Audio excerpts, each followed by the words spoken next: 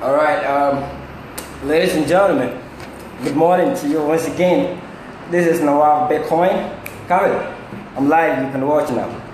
Yeah, this is Nawab Bitcoin, and as I said earlier, actually we're going to discuss some little things about Bitcoin today and help you learn more about Bitcoin and stuff like that.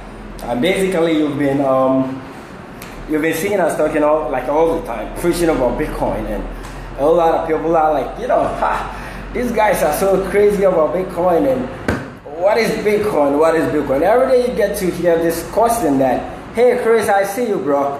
I see you, Chris. And every day people are asking new questions about Bitcoin and what Bitcoin really is and all that.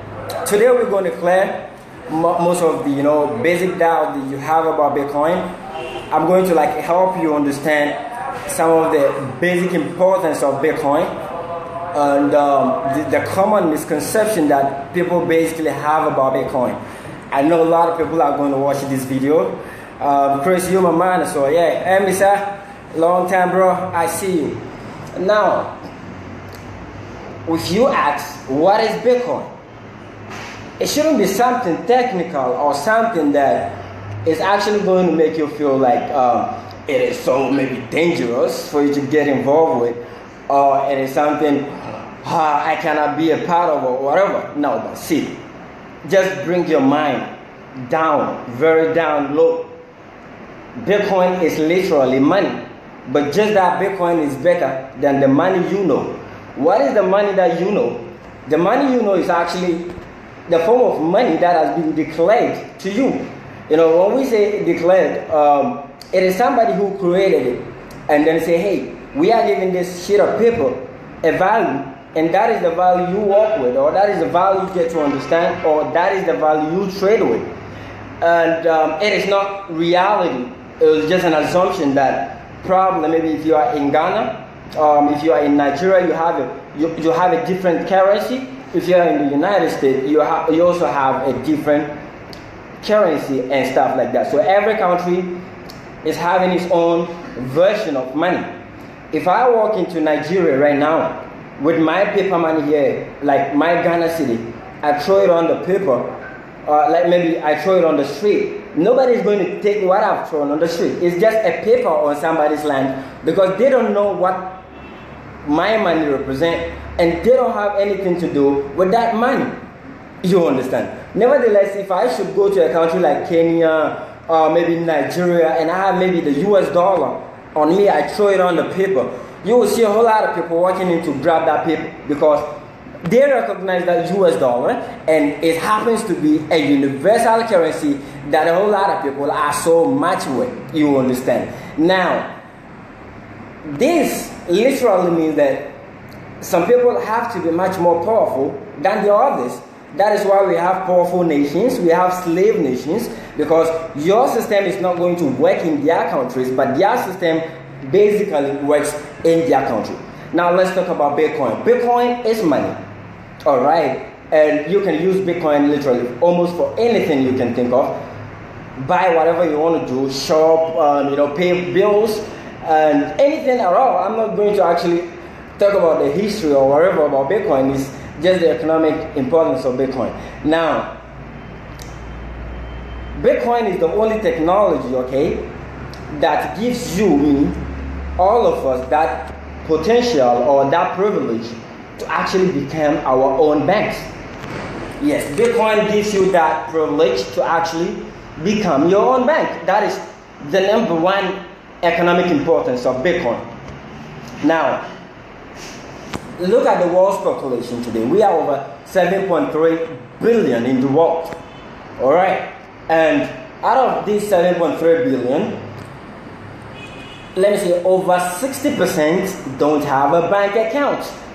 You ask them to go have a bank account, they are like, bank is too formal for me. I cannot have a bank account. I am underprivileged to have a bank account. I am underage. I am not, there are a whole lot of excuses that people are actually going to give you the moment you ask them to be involved with Bitcoin or maybe any bank. Why? Because you walking into a bank right now to request for a bank account, they actually have a protocol you must follow. If you don't or you can't confide to the set protocols or rules, definitely you cannot have anything to do with them. Now, there are a whole lot of people out there that can actually afford all the protocols, but then they happen not to be lucky. It's either maybe where I am living in my rural area, for instance, I don't have any bank there, or I don't trust the bank there because it's not a formal bank, or whatever it is. There are a lot of reasons. Now, out of all these, we have the youths, we have youngsters, those that are actually underage, we have the old, we have everybody that we can have in this list unendingly. Like if we can continue listening and it never ends. Today, thanks to the internet, they either are using smartphones. Why? Because it is so easier for them to communicate. Everybody's having his own purpose. Like today, I am here right here in my office, the eBitcoinics office in Ghana, like Kumasi, Ghana, and I'm doing this video. Somebody is in Nigeria, somebody is in the United States, somebody is in India, somebody is wherever he is watching this because of technology. Now, when we talk about Bitcoin, if you are a user of a smartphone or you have a smartphone, it gives you that potential or that privilege to become your own bank. So you don't need to follow any formalities. You don't need to get that royalty or that trust from anybody before you can be a part, or you can become your own bank, or you can actually be involved with the banking industry thanks to Bitcoin. Once you have a smartphone, you can become your own bank literally. Now, Bitcoin technology is breaking that barrier, that sort of barrier within global trade. Like right now, if I want to send you value, or maybe I want to send you money over to your country, I have to go through certain maybe protocols, maybe my bank, maybe my government. There will be some rules governing the transaction that I want to do for you, or that I want to do to you. And basically, if I am not comfortable with that rule, that means you are not going to get the value or the whatever asset that I want to send to you. Now let's come to Bitcoin. You can use Bitcoin to actually do a transaction almost instantly. Doing a Bitcoin transaction, you don't need anyone's permission. Just think of whatever transaction you want to do. Once you have it, just do it. Now, doing a Bitcoin transaction is just like you sending an email. The emailing system is decentralized. Let's look at, let's go back to technology. Gone were the days if you actually want to communicate with somebody, basically you have to depend on the postal industry. You have to actually go through the norms. If it's going to actually take you 30 days to have your message or your mail sent to your receiver, basically you have to be patient and wait on that person or that system. If that person should receive your mail, and if it's going to take you another 30 days to actually get a response to your email, you just have to be patient. Now, just after the introduction of the internet, innovations like the emailing system came over onto the internet. Now see what it did to the postal industry. Today you and I will be able to communicate. I can send you any information at all that I want to send you without necessarily needing a third-party mailing system like the postal industry. The business is like dead and gone right now. If you are not receiving maybe a hard parcel or something that has to do with maybe a real substance, you don't really need them. You just do whatever you want to do with a decentralized system like the emailing system. Let's look at a communication. Making calls. There have been improvements like 20 years ago, 10 years ago, 30 years ago. You consider how easy or how difficult it was to actually communicate with somebody. Today, it is very different. You understand? Now, thinking of all these innovations that are happening to these various sectors, would you not think that something will come that is actually going to take care of our financial lives, and that thing is Bitcoin. Now, Bitcoin gives you that privilege, as I said, for you to be able to transact freely without any third party.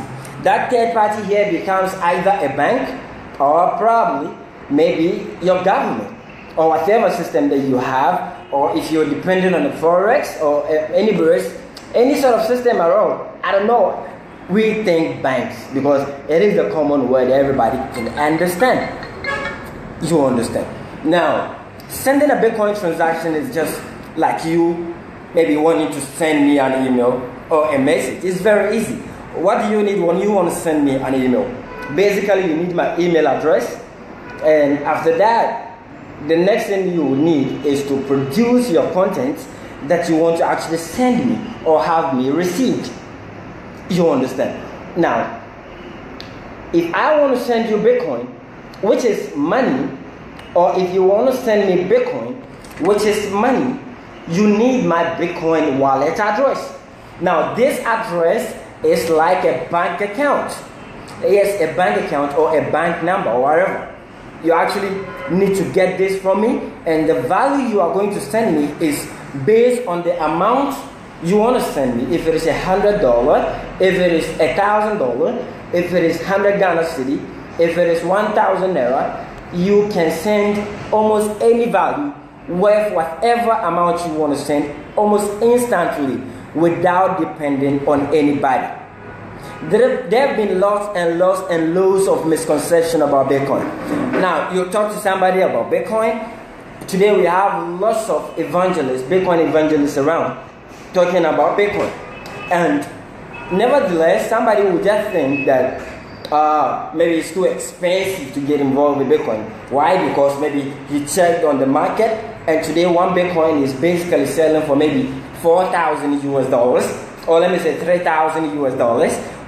Today's value is basically around $4,200. So you might be thinking it's too expensive to get involved with Bitcoin. No, I can't afford a Bitcoin. Something like that. No, it is not like that. Now, Bitcoin is coded with an algorithm, okay? Governed by an algorithm, and you must follow. It's all about numbers, decimals, zeros, and ones. I don't need to talk about that. But then, you can always get a fraction of Bitcoin. If it is 1 Ghana cedi worth of Bitcoin you need, see, you have a wallet that can freely calculate for you 1 Ghana cedi worth of Bitcoin. If it is $1 worth of Bitcoin you need, you can actually fragment $1 units of Bitcoin you need, and you don't necessarily need a full Bitcoin before you can survive. So for somebody to sit down and say it is too expensive to get involved with Bitcoin, I can't afford a Bitcoin, or Bitcoin is not for me, no, that is not. See, this is going to give you that privilege to become your own bank. Becoming your own bank is in the sense that you have total financial freedom. Financial freedom, which means you have total control of your money. You decide what to do with your money, you decide how to transact with your money, and you take care of your own financial life. That is the sort of freedom we are talking about. Hi Bipul, Ariful Bipul, I see you bro, all the way from India. Yes, I think so. Nice meeting you. It's like that. And one thing also is that Bitcoin is not real. It's a virtual currency. Nobody can print Bitcoin and say, hey, maybe this is the Bitcoin money or something like this. Maybe this is a Bitcoin. No, the person is lying to you. It's actually virtual. And virtual currency is in the sense that you just perceive or you use it. You virtually utilize it based on the system it has been developed on. So nobody can produce a counterfeit of Bitcoin, and you just, it is something you just can't predict that you can mismanage it. No, it is based on an algorithm. An algorithm means that it's coded by trust of codes, all about computers and numbers and one. You understand? Now, you basically need a wallet before you can get involved with Bitcoin. Now the wallet is what gives you, or let me say the interface, the primary interface that links you up or connects you between, or acts as a unit between your money, that is your money or your value you are exchanging for Bitcoin, and the new Bitcoin you have, in order to be able to transact on with the Bitcoin you have. So you need a wallet. Now the wallet is what you use to actually store your Bitcoins on, send or receive Bitcoin, transact your Bitcoin on the wallet. Now there are a lot of wallets out there, and of course there are fake wallets, there are genuine wallets. You just have to be very careful which wallet you are actually going in for. Virtually, we always recommend maybe a hardware wallet. The hardware wallet is actually more safer. It gives you total access to your Bitcoin. You become your own bank. You can also depend on a third-party wallet, something like a cold wallet. Guys, you can have a look at Coinomi. Coinomi is also a cold wallet, but it is not a hot wallet. All right, you have something like KitK wallet, is an offline wallet, a Ledger Nano, the Trezor. These are all examples of offline wallets. It's like a mobile phone, yeah, something like this or that. You just use it, you use it, you move with it around, and you store your Bitcoins on it. Or the cold wallet, you just install it on your smartphone and you are using it. And we have a hot wallet, that is what you use on the web. You actually can have an online interface, as in the sense that when you are not close to your device or your computer system, you can still have access to the wallet and stuff like that. Now, one thing also to actually get to understand, talking about still on the misconception of Bitcoin, is that Bitcoins don't have any intrinsic value. When we say it has no intrinsic value, it means that Bitcoins have value because millions of people believe in it. Now, Bitcoin's value is only determined by you and me. Demand and supply. I could have a demand for Bitcoin. You could also have a supply for Bitcoin. I get what I need. We exchange value, and that becomes what you have.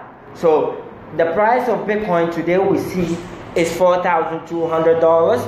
But then when Bitcoin got started way back in 2008, when it was just a piece of a paper, white paper, and 2009 until it became the first commodity, like for everybody to get involved with Bitcoin easily, it was like this. Now, when you had like $1 in 2009 and wanted to like get involved with Bitcoin, your $1 could actually buy you more than 1,000 pieces of Bitcoin. Let's say more than 1,300 worth of Bitcoin.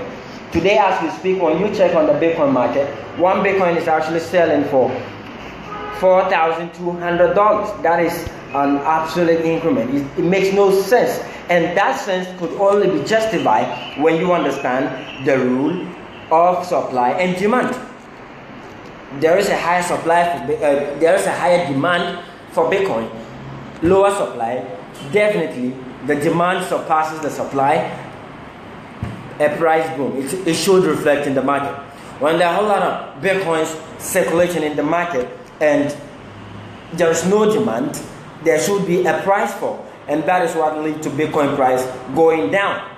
You understand? And then one thing you also need to understand still about the misconception of Bitcoin is that the Bitcoin, we've seen what Bitcoin has to offer. All right, the whole idea about Bitcoin is how you and I would be able to do transaction peer-to-peer, without any, any borderless transaction, without any third party, and that gives you that access or that freedom to become your own bank. And that is the sort of financial freedom we are preaching. And one thing also to consider is that Bitcoin is the only technology in the world of technologies that can never be hacked, has never been hacked, and it's impossible to ever think that you can hack Bitcoin. It is literally impossible. So if it's about security, that is the best form of security, and thanks to blockchain. Now, blockchain is like a path. You understand? Blockchain becomes the backbone of Bitcoin. And the backbone of Bitcoin is in the sense that no Bitcoin, no blockchain. Now, blockchain is like a path or a ledger where all Bitcoin transactions are recorded. So basically, there is transparency in every Bitcoin transactions you do, and the sort of transparency no government on earth can ever give you. It is only codes or programs that can that can ever give you that sort of privilege you want. So guys, I don't want to make this lengthy, and I realize a whole lot of people been asking questions. See, if you're in Ghana, Kumasi precisely, you can come to the eBitcoinics office here. Just come and learn Bitcoin for free.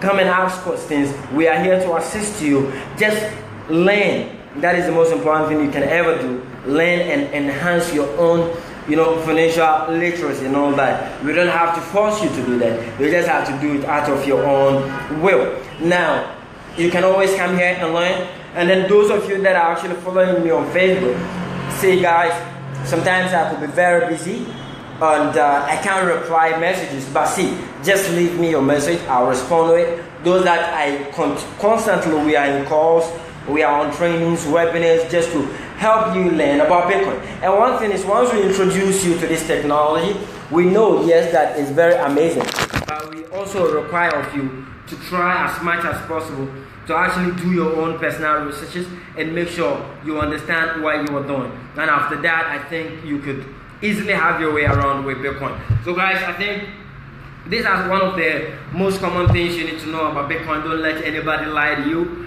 and just try as much as possible to make sure you are doing it for you, because whether you like it or not, Bitcoin is here to take over. Look at what the internet is today. If we ask you to stay without the internet for an hour or two, your life is going to be full of chaos because you're not going to be happy. Now that is the same thing that is happening with Bitcoin, and it's so new to some people, but Bitcoin is not a new technology. So guys, I'm going to end this video. I don't know if you have questions. Let me just give you the next 10 minutes. If you have questions, just type your question on this video and I'll respond to it. I'll give you the reply virtual with my voice.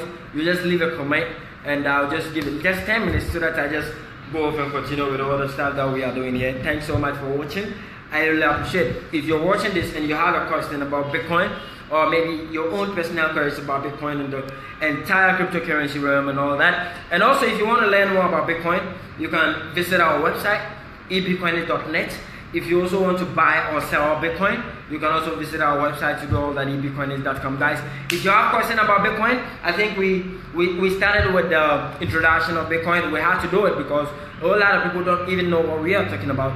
And then we looked at some of the economic importance of Bitcoin, and we stated out some of these values, and also some of the common misconceptions of Bitcoin, what people think Bitcoin is and Bitcoin is not. I was able to actually talk about a few. So basically, I think it's enough for the day, unless maybe you have a question. If you don't have any question, I think I will just end this video here, and we do it some other time, maybe tomorrow same time. I see you again. Thanks so much for watching. Have a great day.